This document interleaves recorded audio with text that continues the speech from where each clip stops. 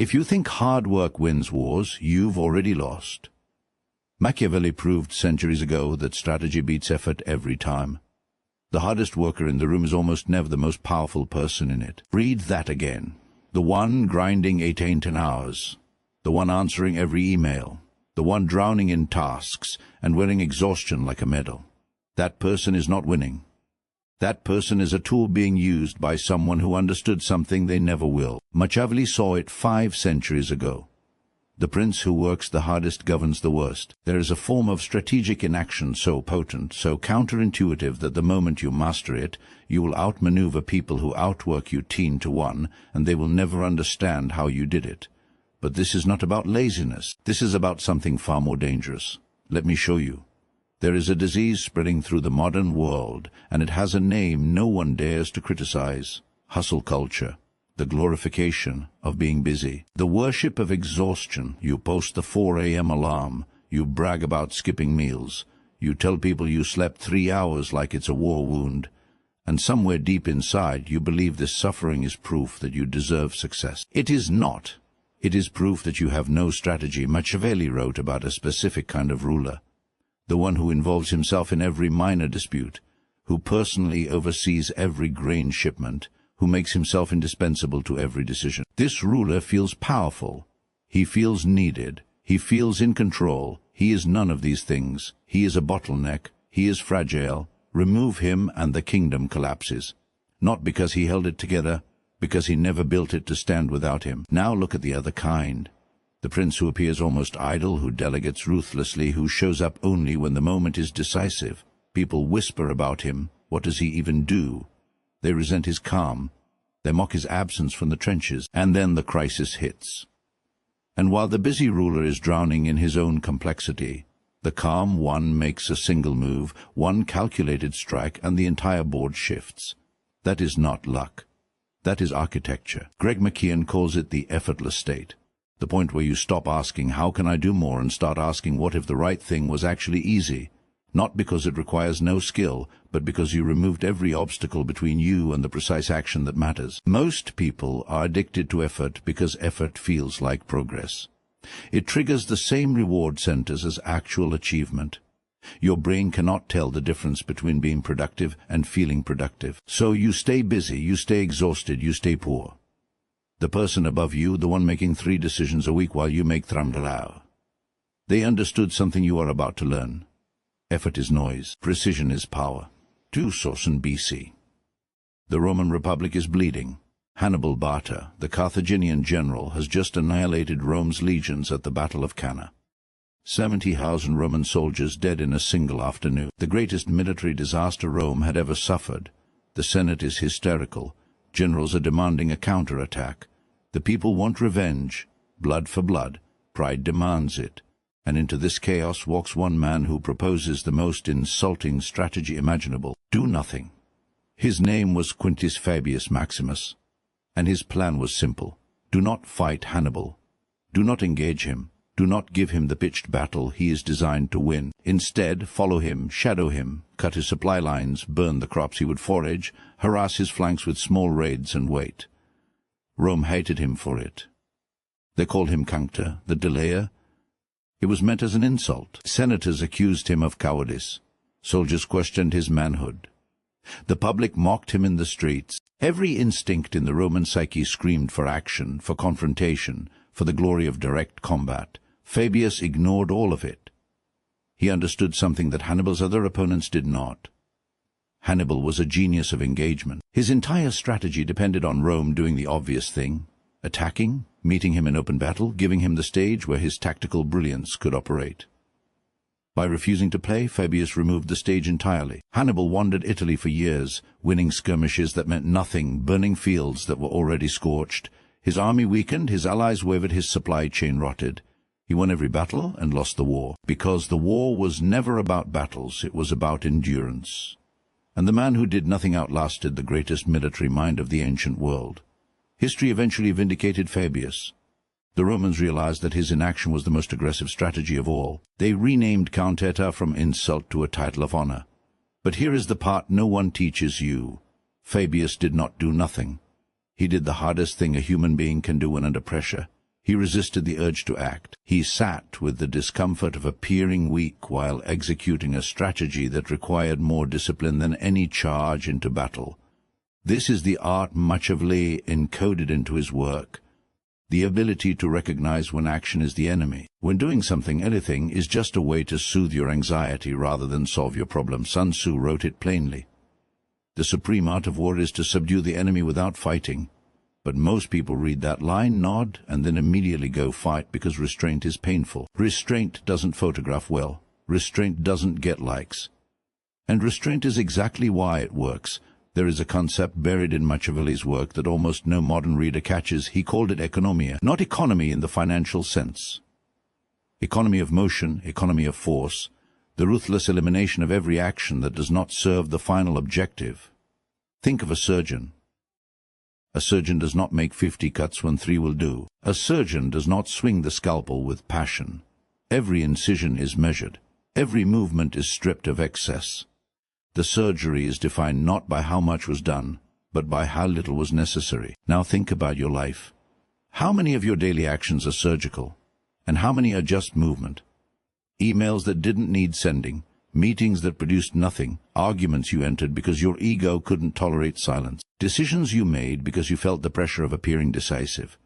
Cal Newport studied the work habits of the world's most productive people and found something paradoxical. They work fewer hours than their peers, not because they're lazy, because they've eliminated everything that isn't essential. They've compressed their output into focused, deliberate blocks of deep work that produce more in 4 hours than most people achieve in 12. The 48 Laws of Power describes this as law 30.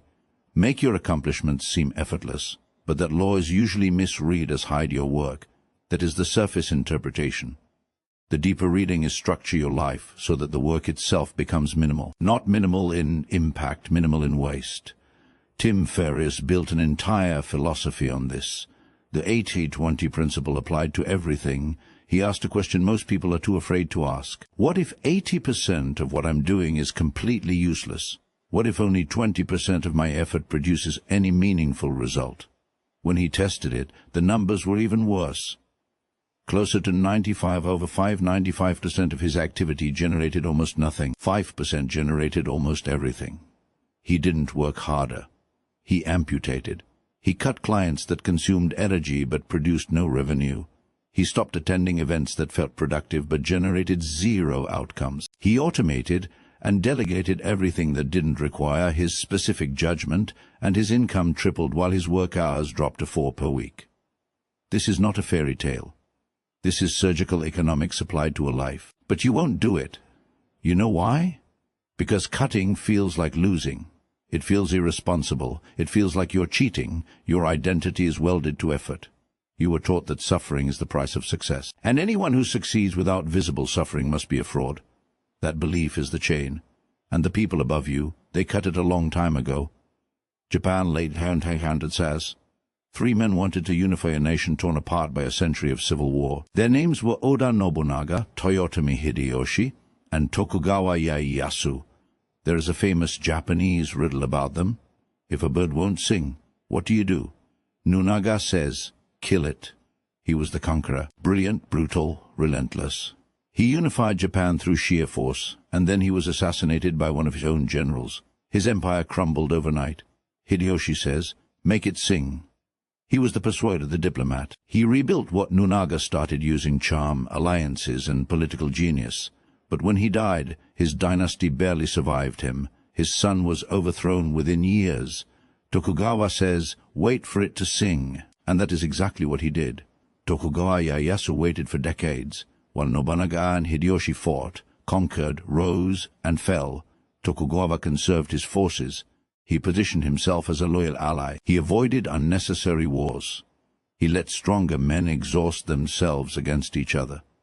And when the dust settled, when every aggressive player had burned through their power, Tokugawa was the last one standing. Not the strongest, not the most brilliant, the most patient. He established the Tokugawa shogunate. It lasted 260 years, the longest period of peace in Japanese history. 260 years, built by a man whose primary strategy was waiting. This is what Annie Duke in Thinking in Bets calls the discipline of the fold. In poker, the amateur plays every hand. They cannot tolerate inaction. They feel that folding is losing. So they bet on mediocre cards, chase bad odds, and bleed their stack dry through sheer volume of play. The professional folds again and again and again, 80% of the hands dealt. They push away. They sit. They watch. They study the other players, and when the right hand finally comes, they bet with precision that the amateur never could. The amateur played more, the professional won more, because winning was never about frequency of action. It was about quality of selection. You are playing every hand. You are saying yes to every meeting, every project, every request, every emotional confrontation. You are spreading yourself across 100 mediocre commitments because saying no feels like missing out. And the person who keeps beating you, they said no 99 times and said yes once to the thing that mattered, that single yes carried the weight of 99 deliberate refusals behind it. That is why it landed like a cannon shot, while your 100 yeses sounded like static. There is a pattern you will notice once you start looking for it. The most powerful people in any organization are rarely the ones doing the most visible work. The CEO is not on the factory floor. The general is not loading rifles. The architect is not laying bricks. And yet somehow the person laying bricks believes they are more important than the architect because they are sweating. This is the great delusion of effort. The belief that physical output equals value. That being seen working is the same as producing results. It is not. It has never been. Machiavelli observed this in the courts of Italy. The advisors who ran from room to room, who carried stacks of documents, who looked perpetually overwhelmed, these men were servants. The advisor who sat quietly in a corner, who spoke only when spoken to, who delivered one sentence that redirected an entire military campaign. That man held more power than every frantic bureaucrat combined, because power does not flow toward activity. Power flows toward decision. One decision can render 1,000 tasks irrelevant. One strategic no can save more resources than a year of optimized yeses. Well-timed absence can communicate more authority than 100 appearances, but you have been trained to fear the appearance of inactivity. You check your email 40 times a day, not because anything urgent exists, but because the act of checking feels like control. You attend meetings not because they produce results, but because being absent might make you look uncommitted. You fill your schedule to the edges not because every item matters, but because white space on a calendar triggers guilt. That guilt is manufactured. It was installed in you by a system that profits from your busyness. Corporations do not reward efficiency. They reward presence. They reward the appearance of effort. The employee who works smart and leaves at 4 is viewed with suspicion. The employee who works inefficiently but stays until 9 is viewed as dedicated. The system is not designed for your success. It is designed for your compliance. Machiavelli would tell you to see this clearly and then exploit it, not by working harder within the broken system, by stepping outside it entirely and building your own. There is a difference between passivity and coiled potential. Most people confuse them. Passivity is the man on the couch who has surrendered. He does nothing because he has given up. His stillness is decay. Coiled potential is the spring compressed to its limit. It does nothing yet, but when it releases, the energy is devastating. Its stillness is storage. The art of doing nothing is not about becoming passive. It is about becoming a loaded spring. Every moment you spend in strategic inaction, you are accumulating. You are watching patterns that busy people miss. You are conserving energy that exhausted people already spent. You are clarifying your position while distracted people are still scrambling to find theirs. There is a concept in physics called potential energy. A boulder sitting at the top of a cliff has done nothing. It has moved nowhere. It has produced no visible result. But the energy stored in its position is catastrophic. One push and it reshapes the landscape below. Your restraint is the cliff. Your clarity is the boulder. And your moment of action, when it finally comes, will carry the accumulated force, every temptation you resisted, every distraction you refused, every impulsive move you declined to make. This is what Machiavelli meant when he wrote about the prince who waits for fortune to turn. Not waiting passively like a leaf in the wind, waiting like a predator in tall grass.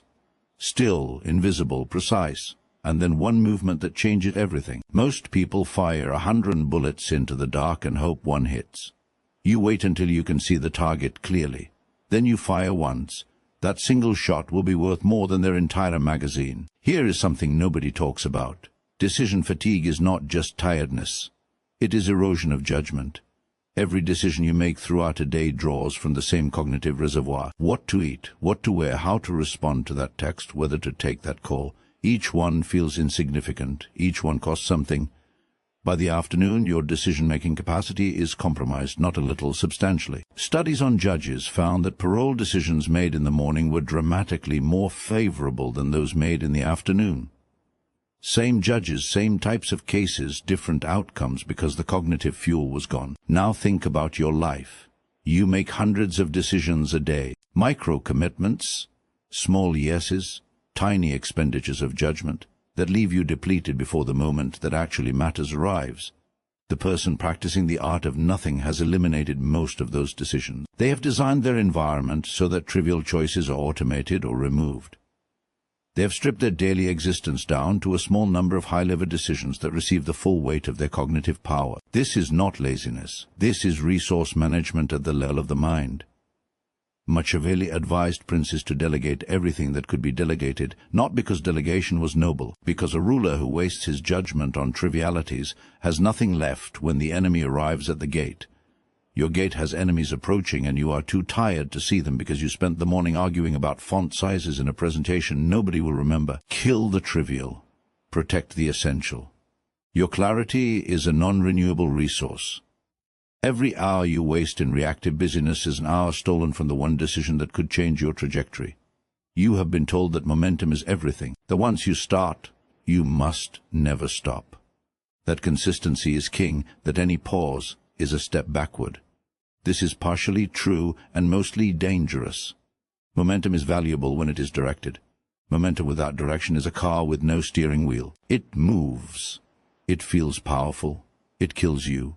There are seasons where the correct move is acceleration, where the opening exists and you must charge through it before it closes. But there are also seasons where the correct move is absolute stillness, where the market is irrational, where emotions are running hot, where every voice around you is screaming do something, and the only intelligent response is to do nothing. Machiavelli studied rulers who lost their thrones not through weakness but through restlessness, princes who could not tolerate a quiet month, who invented wars to feel relevant, who restructured their courts during periods of stability simply because stability bored them. They destroyed themselves with their own energy. The Japanese have a concept called ma. It translates roughly to negative space, the pause between notes in music, the empty room in architecture, the breath between words. Ma is not absence. It is the thing that gives everything else its shape. Without the pause, the music is noise. Without the empty space, the room is a prison. Without the breath, the words are meaningless. Your life needs ma. It needs the strategic pause, the deliberate gap, the courage to stop producing and start perceiving, because in that gap you will see what no amount of frantic activity could ever reveal. The pattern behind the chaos, the opportunity hiding in plain sight, the move that everyone else is too busy to notice. The person who masters the pause doesn't fall behind. They see the shortcut that the runners missed. And while the runners are gasping for air at mile 20, the person who paused is already standing at the finish line, calm, unhurried, undefeated. So what does all of this mean for you right now? Tonight, tomorrow morning? It means you need to conduct an audit of your life with surgical honesty. Look at your calendar. How many items on it will matter in 6 months? Be honest. Most of them are rituals of perceived productivity, meetings that produce minutes but no outcomes, tasks that make you feel dutiful but move nothing forward, social obligations that drain you but you attend because guilt is a cheaper feeling than confrontation. Cut them, not gradually. Now look at your commitments. How many did you say yes to because you were afraid that no would make you look lazy, uncommitted, or difficult? Every one of those yeses is a leak in your power. Every one of them is diluting the force you could bring to the one thing that actually matters. Find the one thing. The single lever that if pulled with full force would render most of your other activities unnecessary. It exists. You probably already know what it is. You have been avoiding it because it is harder than busy work. It requires thought. It requires courage. It requires the terrifying admission that most of what you have been doing was theater. Then do that one thing. Not with more hours, with more depth, with the full undivided weight of a mind that is no longer bleeding energy in 40 directions. Machiavelli did not write The Prince for busy people. He wrote it for effective people, and effectiveness has never been measured by sweat. It is measured by outcome per unit of effort. The prince who achieves peace through one strategic marriage is more powerful than the prince who achieves it through 10 years of war. The cost is lower. The result is identical. The difference is intelligence. You have been fighting 10-year wars that could have been settled with one conversation you were too proud to have. You have been grinding through problems that could have been dissolved with one decision you were too scared to make. You have been filling your days with motion because stillness forced you to confront a question you did not want to answer. Am I busy or am I effective? Sit with that. It will burn. Let it. Because on the other side of that burn is a version of you that works less, produces more, and moves through the world with a calm that unsettles every hustler in the room. A version of you that people cannot figure out. How does he have so much time? How is he so calm? How does he keep winning while everyone else is drowning? The answer is elegant and brutal. He stopped doing what didn't matter, and he had the nerve to do it before anyone gave him permission. That is the art Machiavelli encoded. That is what Fabius practiced in the hills above Hannibal's army. That is what Tokugawa understood while two empires burned around him. That is what every surgeon, every grandmaster, every apex strategist knows in their bones. The win is not in the swing. It is in the selection of when to swing. Everything else is wasted motion dressed up as ambition. Kill the waste, sharpen the blade, and when you finally move once, move precisely, and let the world wonder how you made it look so easy. Because that is the final secret. The effort was never supposed to be visible. The effort was supposed to disappear inside the result. And when it does, they won't call you lazy. They will call you inevitable. If what you just heard rewired something in you, know that this is only what I can share openly. There are strategies I cannot discuss here. There are layers of Machiavellian psychology that the algorithm buries the moment I upload them. The most dangerous knowledge doesn't survive the public feed. That content lives behind the join button. If you're still here at this point, you already think differently than most. Subscribe if you haven't. But if you want access to what I can't say out loud, click join and enter the architect level. You'll unlock videos the general audience will never see. Most people will scroll past this. That's by design.